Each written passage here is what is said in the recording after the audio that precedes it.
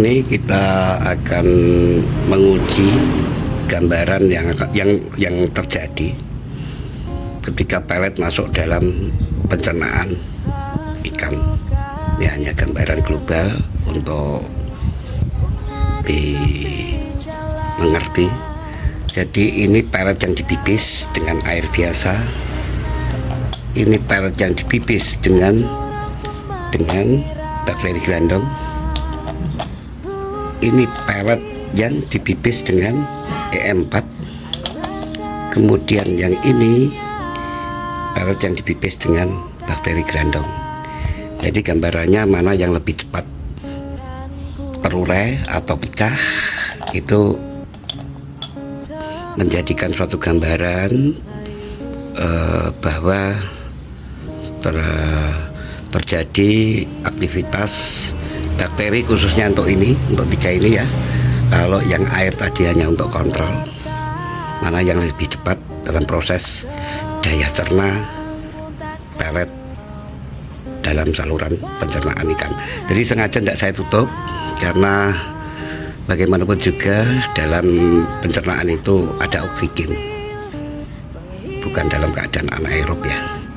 Oke, subscribe, bunyikan lonceng supaya tetap bisa mengikuti semua uji-uji saya, dan mudah-mudahan bermanfaat untuk kemajuan kemakmuran budidaya ikan air tawar di Nusantara. Reaksi yang ini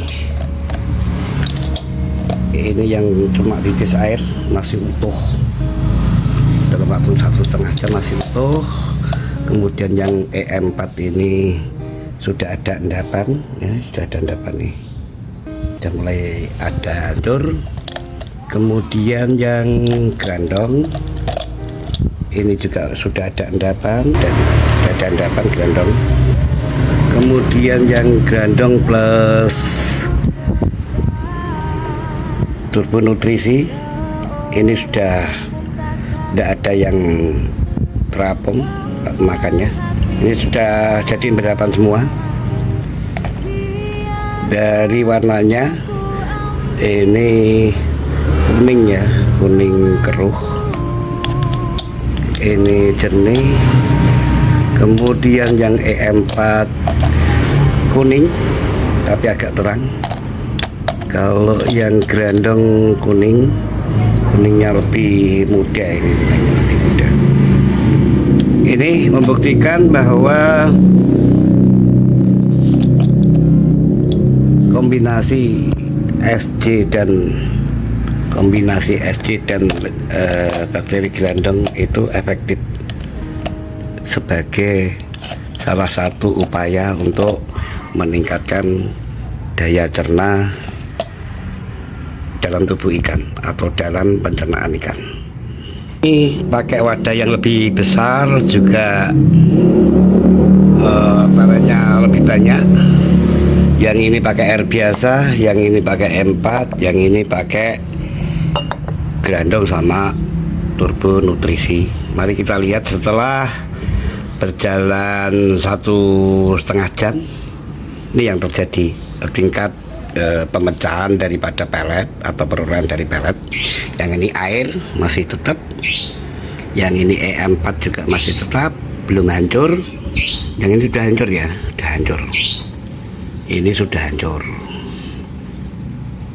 Jadi inilah gambaran yang seperti saya bilang, hanya gambaran global. Jika terjadi pelet ini masuk ke pencernaan ikan dengan pipisan air, maka dia akan memerlukan waktu yang sangat lama.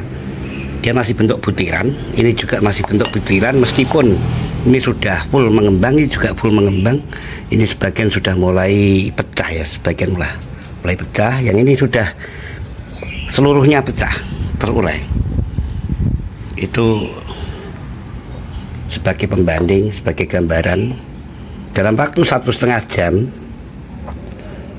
lele yang dipipis dengan SC turbo nutrisi dengan bakteri gelondong, dalam waktu 1,5 jam dia akan sudah kosong pencernaannya, butuh makanan. Tapi kalau kita pakai yang EM4, ini masih memerlukan banyak waktu lagi apalagi yang pakai bibisan air. Nah, ini yang akan mengakibatkan ketidakmampuan atau tidak efektifnya bakteri alamiah yang ada dalam tubuh ikan.